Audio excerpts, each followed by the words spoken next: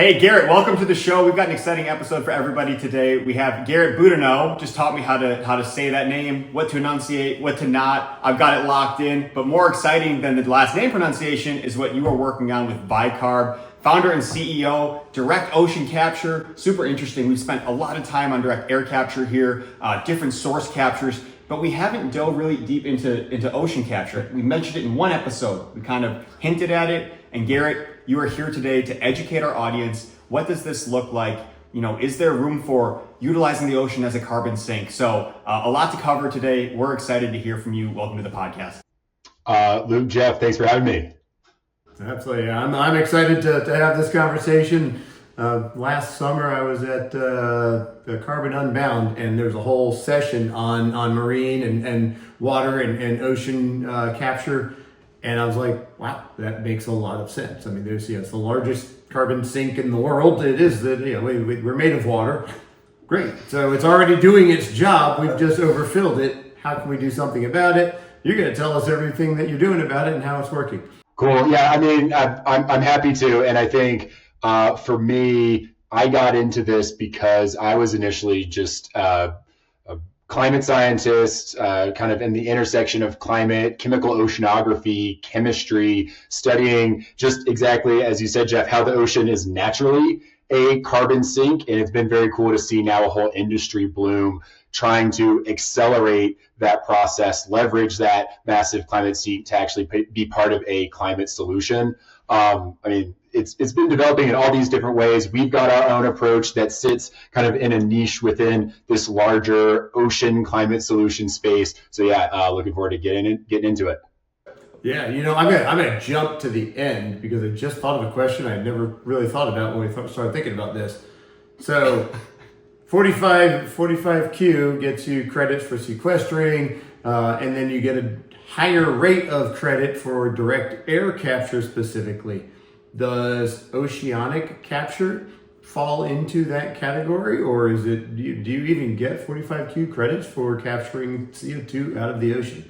And you might not know that answer, but I just came to my head, and I'm like, wow, I wonder if we've even approached that. Yeah, I mean, I'm sure everyone that y'all talked to about 45Q, we're still trying to see how those credits are issued. My read, and the read from some folks that I know that are privy to some of the thinking there, is that under the utilization clause, bullet 2 of the 3 refers to conversion of carbon dioxide into, I can't remember the exact language, but stable carbon molecules. And so I think that fits well for our process, because what we do is directly convert CO2 to HCO3 and CO3, bicarbonate and carbonate. So I'm hoping that we fit under that utilization section 2 clause, but we're all trying to see exactly how this plays out. You're focused on the technology first and getting into the application and commercialization of it second. Well, and with the technology, really interesting having an academia that kind of has gone on that solo entrepreneurship journey here to now starting a company. And to your point, the intersection, and it was like the most niche intersection I've ever heard. Oceanography with climate, with chemistry. So maybe Garrett, start with, what was that like? You're in school or you're studying and you found something at the right time where, hey, maybe this could be, a means to kind of tackle climate change. Walk us through that kind of process, how it played out when you realized you really had gold and what you wanted to do with it. Totally. My interest academically has always been climate change. And I did my undergrad, I think we were talking about this, I did my undergrad at College of Charleston in South Carolina. It's on a peninsula, it's surrounded by water. So if you're in Charleston and you care about climate change, you're focused on ocean and coastal systems. And so that got me focused on how the impacts of climate change on the ocean affects ocean chemistry. I know a lot of folks talk about acidification, but ultimately it's all about how changing the atmospheric CO2 concentration impacts ocean carbon pool. This is what we were just talking about. And so then when I went on to do my PhD in Colorado, very far from the ocean, I kept with that same kind of focus on the ocean, even from afar, developing different analytical methods to really better understand how that full ocean carbon cycle was being impacted. So All waters have actually three kinds of inorganic carbon molecules. We think about CO2 that can be dissolved in water, and I know some of the work that Tomco does is all around CO2 in water, but there are these other two carbon molecules, HCO3 bicarbonate, CO3 carbonate. Those three, in the kind of oceanography world, we call those dissolved inorganic carbon, DIC. All three of those molecules are present in all waters at all times, but the relative proportion of them varies based on pH, the overall chemistry of that water. So as I understand it, for Tomco, as you're adding CO2 into water, you're doing that in some cases to reduce the pH of the water, right? So adding CO2 can reduce the pH, make it more acidic. That's exactly what's happening on a global scale with the ocean. As there's more atmospheric CO2, that goes into the ocean, decreases the pH of the ocean. But that also changes the relative proportion of bicarbonate and carbonate. So I was focused on just how we can understand that basic carbon cycle, because CO2 in the ocean, bicarbonate, carbonate in ocean waters are actually just really hard to measure. And they're fundamentally important for biological and ecosystem carbon cycling. So we were just trying to understand, as acidification is happening, what are the downstream impacts on the other carbon molecules and then on the ecosystem.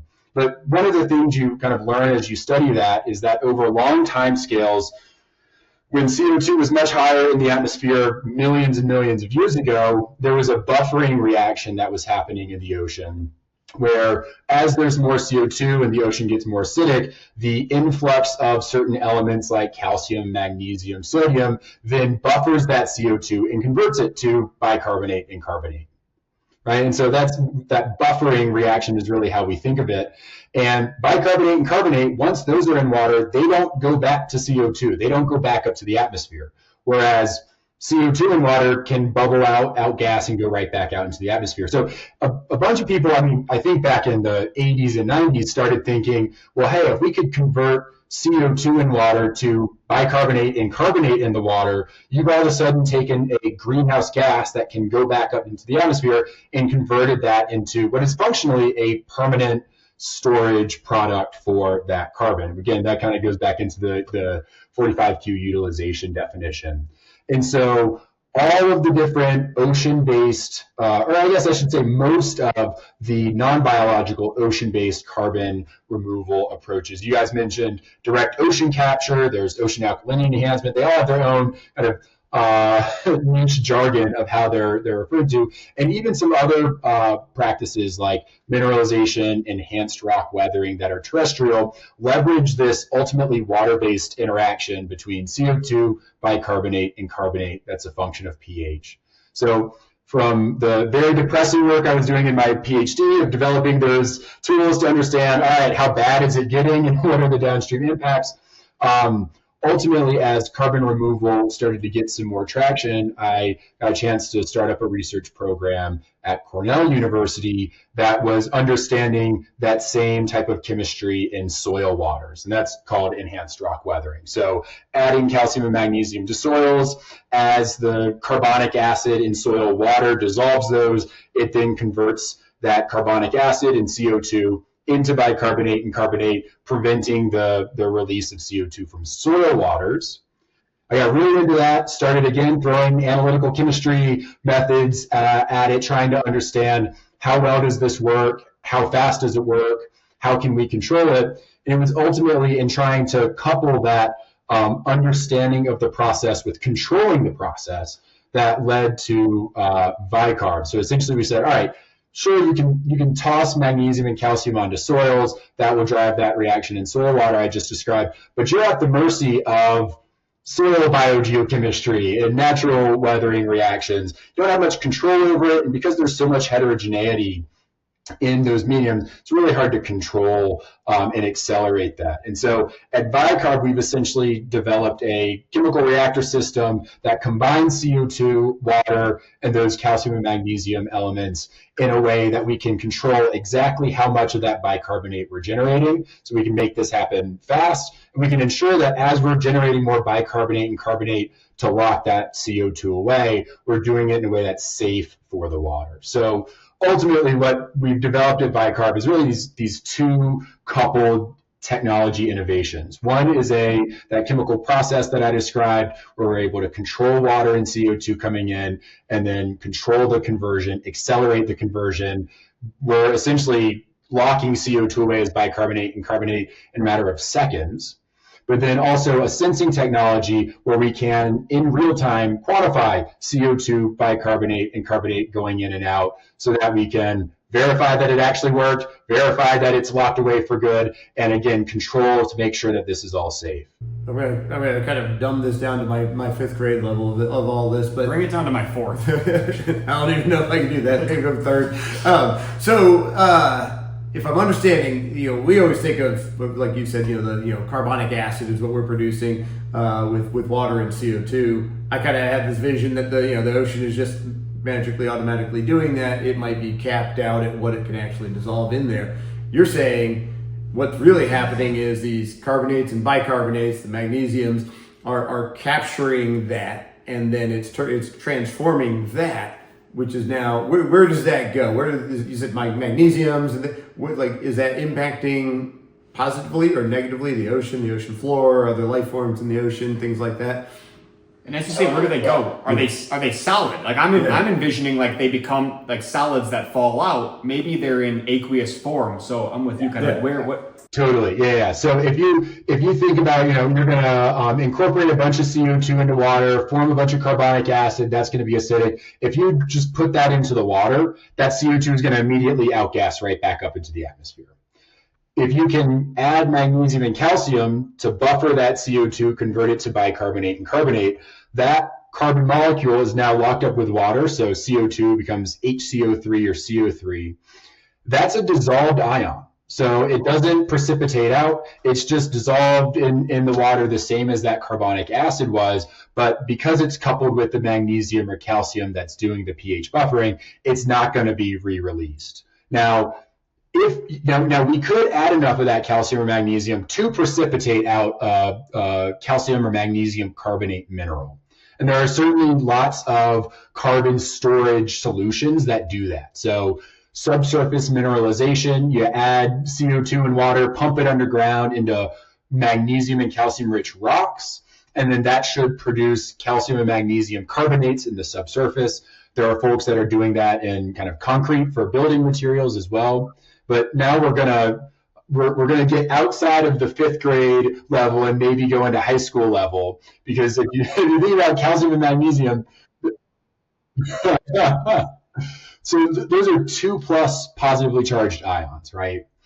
HCO3 is a 1- charge. CO3 is a 2- charge. So what that all means is for every one magnesium ion I add, I can take 2 CO2s and convert them to 2 HCO3 minuses. So 2 bicarbonates that are single negative charge buffers my 2 positive charges from 1 magnesium ion, okay? So 1 magnesium or calcium can capture 2 CO2s as HCO3, or if you take it all the way to produce a magnesium carbonate, well, in GCO3, there's only 1 carbon in that. And so the way the buffering works is if you precipitate out a magnesium or calcium carbonate, one of those CO2s remains as a CO2 while the other one goes into the mineral. So as we're thinking about scaling up carbon sequestration to billions of tons per year, which is what we all want for climate solutions, we're thinking about how do we do this in the way that's most cost effective. And the big input requirement for a lot of these processes are the magnesium or calcium that you've got to add in. It's a consumptive, destructive reaction. And so that's why we like going straight to a dissolved HCO3 minus, a dissolved bicarbonate. That just gives us more bang for our buck for every magnesium we're adding. Makes a lot of sense. Yeah. So that was going to be my next question. Where is, you mentioned, in the minerals, in the rock formations underground, there's magnesium. Where are we getting this magnesium? Are we actually converting this in the ocean itself? What's the process there, kind of on a again, but To drive that reaction? Yeah, what's driving that reaction? Where is this coming from? Are we just throwing magnesium into the ocean, or is it? Yeah, no, I mean, this is where we start to get into all the different flavors that folks are how do I not mix this metaphor? All the different flavors that folks are scooping from, right? For an ice cream metaphor here, that's what we'll go with to try and leverage ocean chemistry for this. So yeah, some of the early papers, like I think going back to the 90s, say, hey, what if we just took a boat with a bunch of calcium minerals and just spread it in the ocean? And over time, some of those are going to buffer the CO2 that the ocean's taking up more of, and that reaction that I just described will play out. Problem is, how those minerals dissolve in the open ocean is, again, pretty slow. Kind of goes back to what I was saying earlier. How do you know it really works? How do you control it to make sure it's safe and all of that? But certainly there are different groups that are studying that, trying to move that forward. Similarly, there are some groups that are generating their own sources of magnesium and calcium from ocean water, essentially using electrolysis, splitting that water. They're taking the acids like hydrochloric acid out. That then leaves more of the unbuffered magnesium and calcium in the water, and then releasing that. And that can essentially allow that reaction that I described earlier. VyCarb's approach is a bit different. We have this, as I described, it's a chemical reactor system. So it's a closed system that we're controlling as water goes in. Sometimes we'll do this in high CO2 water. So we've got a project in the East River in Brooklyn, New York, where we're based. This is polluted for a lot of reasons, but the high CO2 from organic matter runoff being respired is making that East River water and a lot of other coastal waters ultimately a source of CO2 to the atmosphere. So what we're doing there is we're taking in those waters, measuring how much excess CO2 is there, and then we're adding a source of magnesium or calcium in this reactor and converting that to bicarbonate. And because we're kind of controlling the addition of those minerals based on what's coming in and what's going out that we're measuring, we can use a bunch of different types of materials. So we've tested 12 different calcium, sodium, and magnesium bearing minerals to date. Some of these are byproducts of industrial processes. Some of these are just straightforward geologic materials. So that's really the kind of key part for us to scale this up, is being flexible. Because if we want to do this in Brooklyn, New York, or if we want to do this in Charleston, South Carolina, or if we want to do this in Australia or wherever we want to go, we can't rely on the same source of calcium or magnesium. That's why we developed this process that's flexible to those inputs. And is difference by region just going to change like the efficiency? Because coming back to the pluses and minuses, one or two, like magnesium is magnesium, sounds that way simple, but apparently that's not the case. So just how efficient, but how can you be half efficient? Does the bond happen? Does it not? So what does that look like? Totally. I mean, yeah, so that's exactly right. I mean, we're not getting straight magnesium and calcium. It's always bound to, might be a calcium oxide. It might be a magnesium hydroxide. It might be a calcium carbonate, right? And so we're all of these have different costs. All of them have different input emissions that are required to generate them, refine them, and transport them.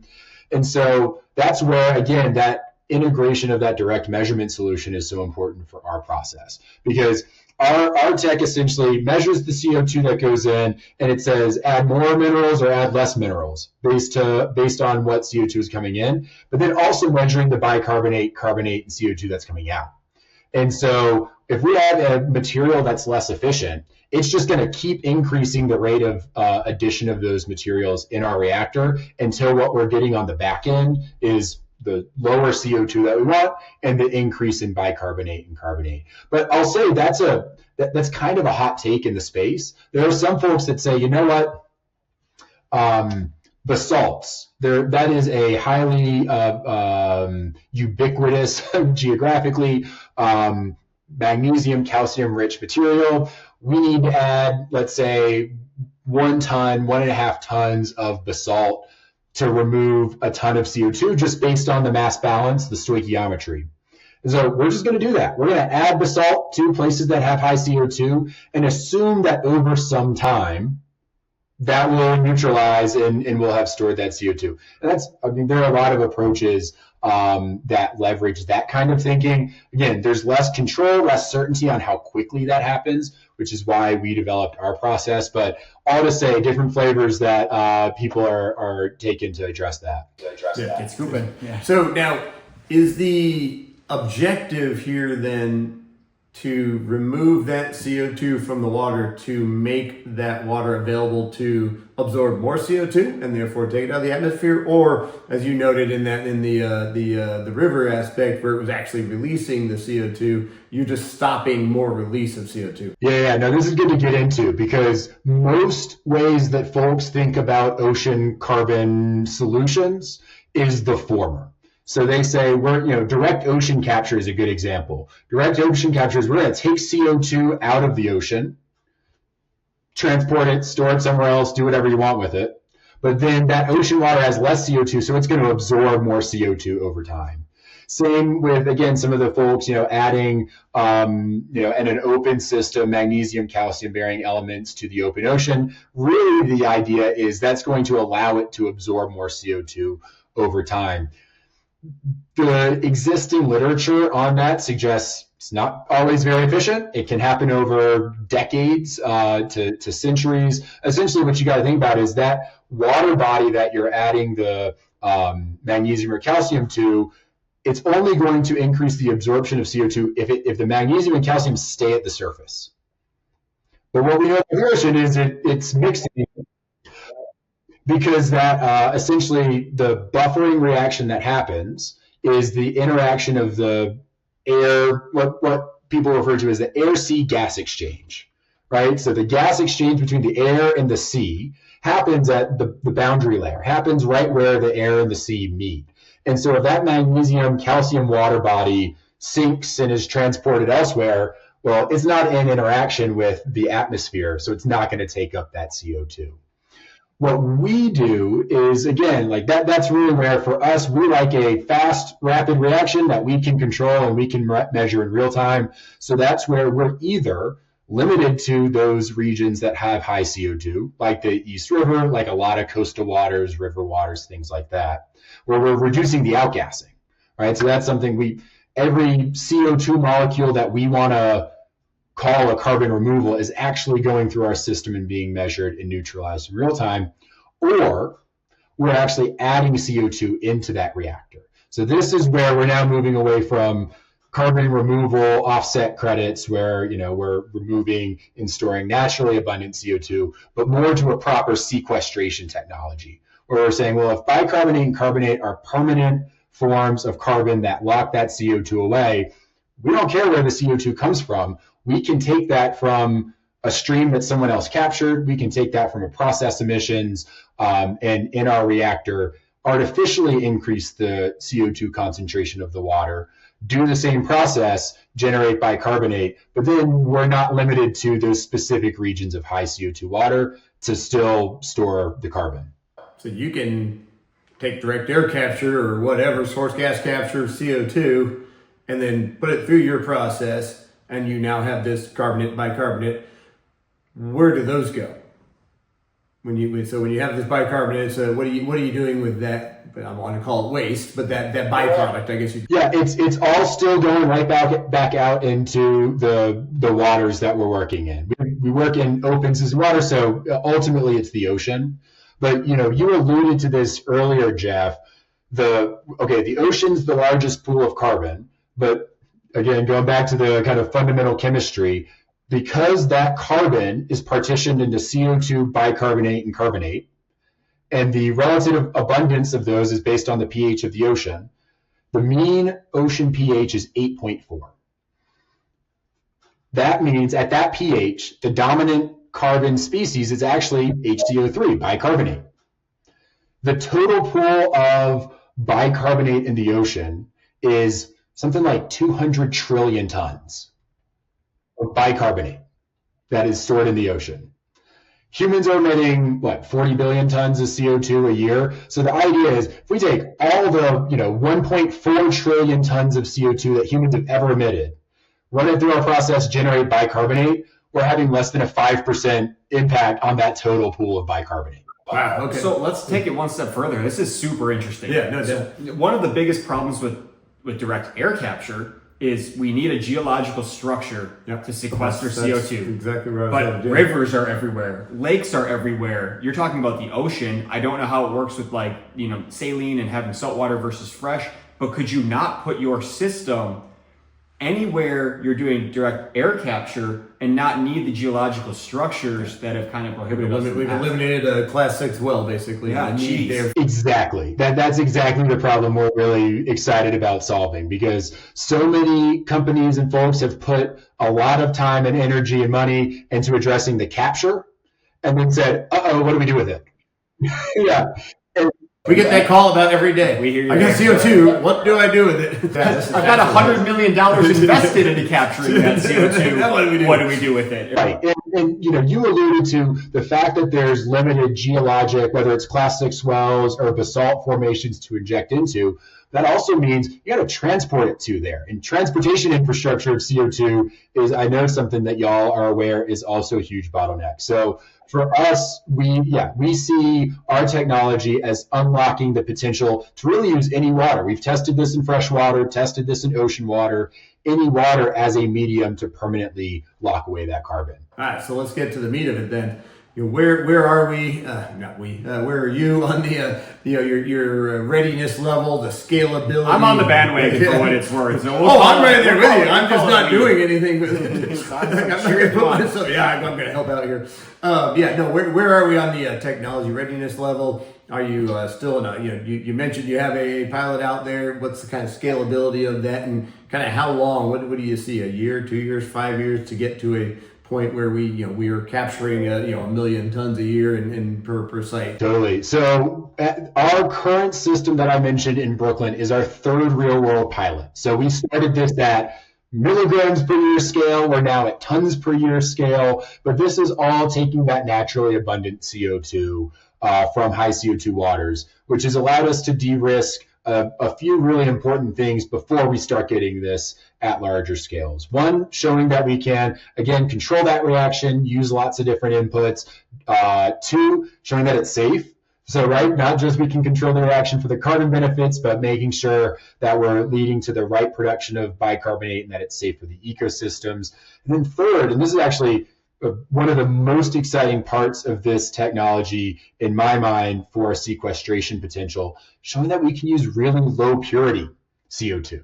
So even though the waters that we're working with are high CO2, they're still well below 1%, right? And so then we kind of recognized this opportunity. We started doing some lab testing where we actually incorporated CO2 into these waters for the same process and said, okay, we can take very low purity gas streams of CO2 and successfully immediately convert it to bicarbonate in this reactor. I would put us around TRL6. That's what we conventionally say with our current pilot system that's actively, delivering on the carbon removal credits that we've sold. We've gotten some industrial partners now. So, we've done what we can do ourselves as a team of 10 in a defunct naval base in Brooklyn. If we want to scale up to 1 million tons and start capturing additional CO2, this is where we got to work with folks who have all that extra CO2. So some of those are some DAC companies that we're working with. So there are several direct air capture companies that are currently playing catch and release and are looking for a way to permanently lock it away. We've got this system that can do that in waters near them. But we're also working with some really big heavy emitting industry players.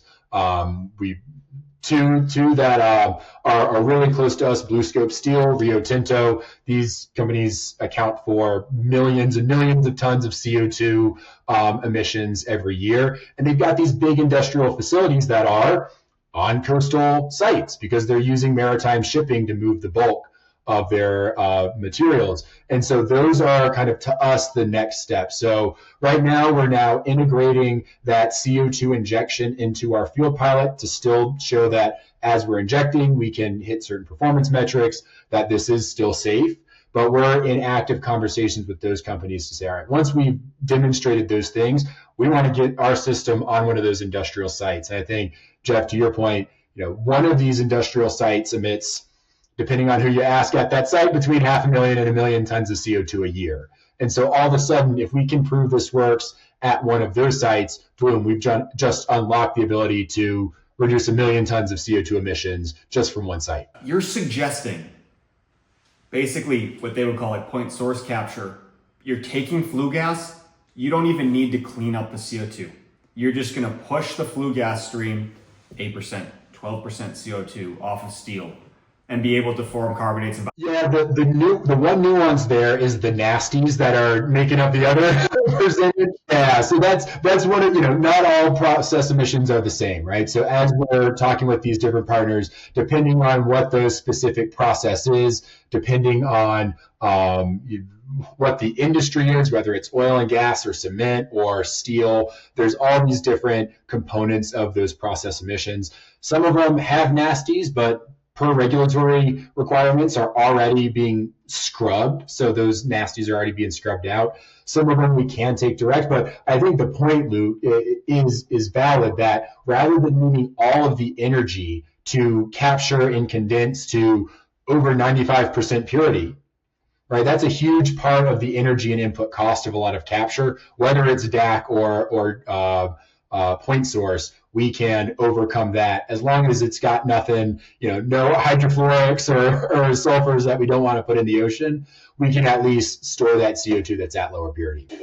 That is insane. I mean, that changes everything. Absolutely. Wow. So where what do you need today? Obviously you said you needed a bigger bidder. You got to prove these things. Are you in fundraising at this point? Are you've kind of capped out where you're at with your 10-man team? You need funds, you need customers, you need POs. Like, what do you need? We are fundraising. I mean, and we're a climate tech startup in 2025. We're always fundraising, but yeah, we've identified some pretty clear milestones that we need to hit on the de-risk side to get this on one of those industrial facilities. So that's what we're fundraising for. So, happy to talk about that. The other big one is, and this goes back to what I was saying earlier, we're very bullish on partnerships with companies that are already doing this at larger scales, whether they've got lots of CO2, whether they've got components of the necessary supply chain that'll help us get there. Obviously, if we're working with folks like Rio Tinto or another mining partner of ours, Hardy Pacific, we need all that magnesium and calcium that comes from a supplier, and we like to partner with those folks. And so, I mentioned we're working with a couple of direct air capture companies, couple kind of point source capture players, but the more we can work with and learn from them early so that we're making sure we're designing our tech so that it works for that application, that's huge for us. And one of the other things that we're, I think everyone in this space is scratching our heads on is how the actual market side is evolving, right? So we've been playing in voluntary carbon removal credit markets. Y'all mentioned 45Q, which we think this can apply for, but within that carbon capture and storage application, in what sector, what company you're talking to, you talk to 10 folks on what their incentives are to do this, and you get 12 different answers. And so we're very much kind of in that stage of understanding where's the kind of lowest hanging fruit for us to scale this? How quickly can we get those to some of these different locations, and how fast can we scale that with those partners? Yeah, I was thinking about that as you were talking, like how to best monetize, commercialize. It's a business. But we have encountered doing water treatment, both the EPA type, but also local groups like, TCEQ in Texas, right, very active, where you have discharge regulations. I haven't heard one on the CO2 being emitted. That's really interesting, but I do wonder, is there an opportunity to help people stay compliant, if they are releasing organics that produce CO2? I think, we always talk about educating. You're making things aware that I would never have thought of. Yeah, no, but I do wonder if there's a business model there as we continue to advance along. And we always say, subsidy is great to advance technology, but it's probably not the best way to build your business. But around compliance, different. Yeah, that's exactly what I mean. I mean, all these different, the compliance markets are so geographically dependent, in addition to sector, and thinking about how particularly a lot of these multinational corporations are putting all these pieces together under one umbrella is kind of dizzying to me as a startup. But that's exactly where we see all these different revenue models, go-to-market strategies based on what those incentives are. They're all working at different price points. They're all working at different speeds. They all have their own pros and cons. One of the things I've been thinking a lot lately, we're talking in February 2025. There's a lot going on with a changing administration federally in the U.S. One of the, people have said compliance markets are more stable, but also we see as, regulations change with administrations, maybe not, maybe voluntary provides a little bit more, some of these companies think on timescales longer than single administrations. These are, I just think, like much larger wicked problems that like the carbon markets are grappling with. Well, and if you kind of take it back to the commercial market, assuming credits, tax credits, payments, things like that, or carbon offsets, or really even getting the carbon credits in the markets, somebody's got to sequester it. You don't get the credit till it's sequestered. Somebody's getting a toll for that. So somebody's building those wells and managing those and things like that. And that's a huge capital expense, not a lot of ongoing expense, I wouldn't imagine, relatively speaking.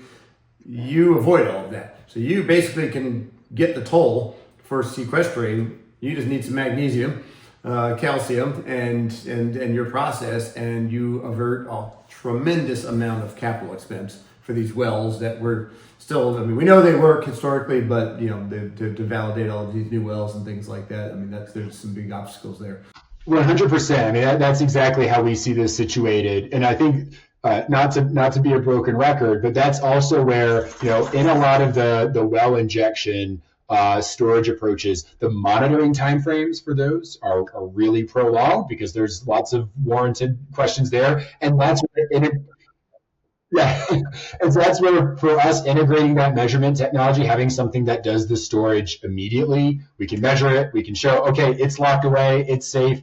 As we release those waters, it'll get diluted in that other 200 trillion tons of bicarbonate, but we're confident it's locked away. We're thinking that also overcomes a lot of the long-term monitoring. That's really interesting. Yeah. Wow. Geez. So you know what? When we started, before we started recording everybody, I said, Garrett, you kind of got that Tom Brady look to you. Little did I know we were getting the GOAT of chemistry on the podcast today. The Tom Brady of chemistry, man. So I really know where this is going with your fascination with Tom Brady and Aaron Rodgers in the same room now. I don't even no, you're over there. You Aaron Rodgers? No way. No, I didn't say that. So his LinkedIn, he's updating the Tom Brady of chemistry. I got 7 rings for the chemistry, but maybe 7 years of schooling or more to get that kind of knowledge. But Garrett, let our audience know. How do we get in touch with you? How does anybody get in touch with you? Yeah, vy-carb.com is our website, VyCarb. There's lots more information on what we're doing. You'll see videos of me and the team pointing to our pilots out there, which I love to show off. We've also got a LinkedIn that we're pretty active on. We're actually, I think, on all the socials, the X, the Blue Sky, the Instagram, all of those. So that's an easy way for folks to reach out. I'm at Garrett at VyCarb.com. So that's GARRETT at VY-CARB.com. And as I said, whether it's investors, customers, folks that are in the policy side, folks that are just trying to support, one of the most fun things for me about this emerging industry is on our team, we've got folks who have backgrounds in conservation, design, naval engineering, ocean carbon chemistry, business, kind of the whole gamut of expertise that folks could have around the world is required to scale this new industry up to a 1 billion ton climate solution. And so, anyone who, likes what we're doing, wants to learn more, thinks that they can contribute, probably can contribute, and we probably want to work with them. So yeah, a wide net here. Garrett, we're certainly rooting for you. I appreciate you educating us. I mean, this is outstanding. informative. And I'm probably gonna have to watch it back like 3 or 4 times to kind of remember some of those things. Yeah, it's just the overlap. That was great. Where we discuss and the things we do is so crazy, and it's, you know, you're not just limited to the ocean. I mean, this is applicable everywhere. So because water, we're made of it, as Jeff so acutely pointed out to start the episode. 95%. Awesome, Garrett. Well, thank you so much. We appreciate your time, and we'll be catching up soon. Awesome. Thank y'all. This is fun.